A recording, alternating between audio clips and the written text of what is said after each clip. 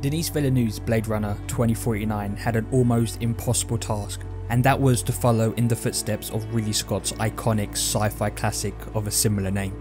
A continuation of a film that inspired a generation of filmmakers after, including Denis himself, Blade Runner 2049 not only pictures a perfect sequel to the original, it cemented the name of the director who was brave enough to helm it. Denis Villeneuve is someone that is not scared about taking on big projects. We just have to look at the pressure on his Dune franchise to see that this man has so much belief in what he is capable of capturing for the big screen. And what did we expect from the man who, before even thinking about a new Blade Runner project, already directed his own sci-fi classic with Arrival, and before that his own classic action thriller in Sicario, and his filmography continues in that vein. But in the midst of the recall era of cinema, it can be so tiring watching these old movies try to be reinvented to a newer audience, only for them to ironically kill the franchises they were supposed to re-energize. Because of that, there was hesitation for this project. Even though Blade Runner 2049 had a director that has rightly become and still is one of only a few filmmakers that can sell a movie by his name alone, and then he casts a lead that is so meticulous when it comes to choosing his next project, there was still this looming fear that another unnecessary cash grab was about to happen. However, maybe if this film was directed by someone that had no real interest in expanding and creating their own story, then that fear could have been true. But what happens when you get that class act of a director that has a vision to tell his story on a film that inspired him when he was starting out his own journey? You get a movie that some consider even better than the original, and that will inspire the next filmmakers that are just starting out their journey. And that is what Blade Runner 2049 is about. Our journey. Through the character of Kay, we follow him on his supposed destiny, where he figures out that he is the child that was born from a replicant and will become all their saviours, and this will repent him from all his sins as a Blade Runner. He will become a Christ-like figure to them and lead them to their paradise of freedom. Is what he hopes for. Kay is alone. He has no friends, no family, and even the work he tirelessly dedicates himself to despises him. He's an outcast and invisible in this congested environment. But that glimmer of escape he was looking for, that meaning of life he has now been given, crumbled in front of him and left him walking the streets of LA all by himself again. You imagined it was you. Oh, you did. You did. A lost soul that thought he found it. Kay is a character that resembles a lot of us, and it is a resemblance that is a hard pill to swallow. His tale is not one that inspires for the majority of 2049, and instead is one that is looked at with sympathy and pity, because he is a character lost in the world looking for someone to see him. You look lonely.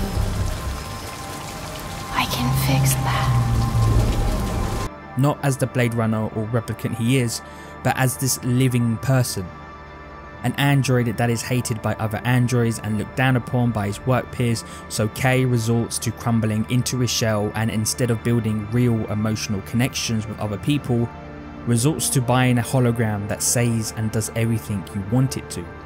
It's scary to know that we are close to that reality the more defined and smart VR and AI gets. Add that to us feeling more lonelier than ever, and we get a recipe that leads us to becoming more strangers to each other. So we find comfort in online communities that accept us. Comfort in building fake friendships with online personalities is becoming far more extreme. Live or die for your icon who doesn't even know you exist, just because you get a sense of community and you feel seen in that space. It's a balancing act, because finding a community is great, but you can't sacrifice living your own life for it.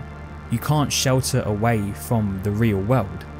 Kay is afraid of the world that has been programmed to shun him away. So when this lifeline is given to him, that if he is this child who was born from a replicant, then he can finally experience what he has been missing his whole life.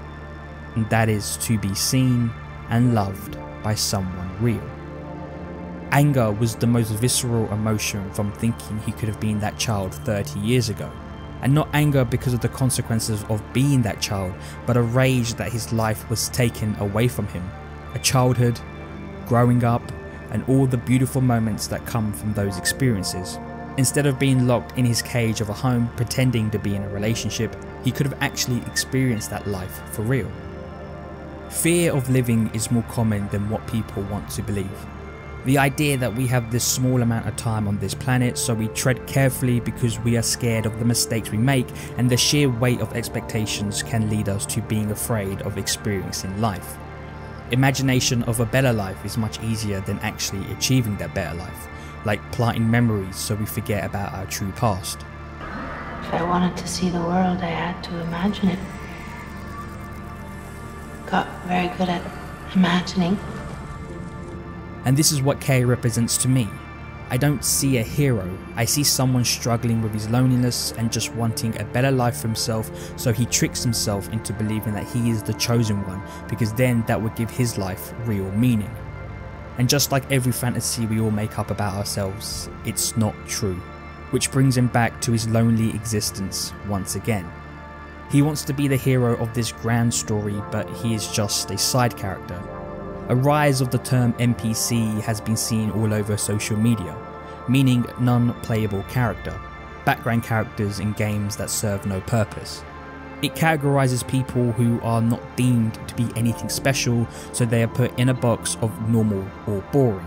Liking the most popular song, show or film makes you an NPC. And it's funny because the fear of being called one has made people afraid of their true feelings.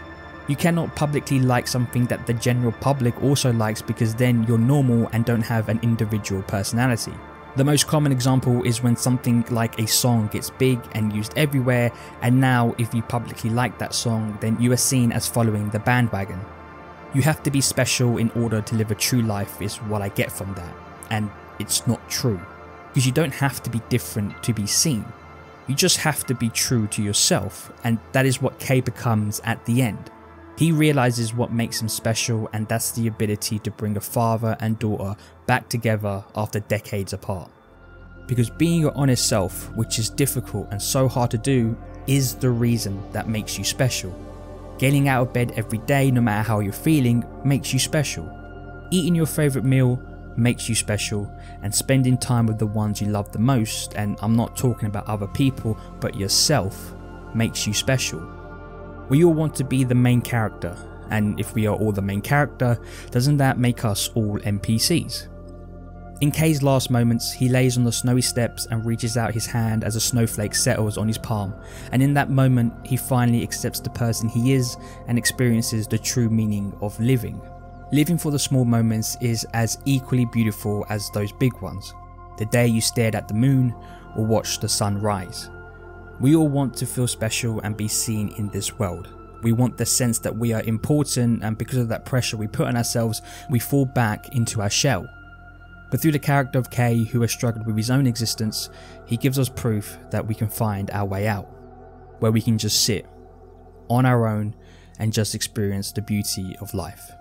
And I'll ask you this, doesn't that make you feel special?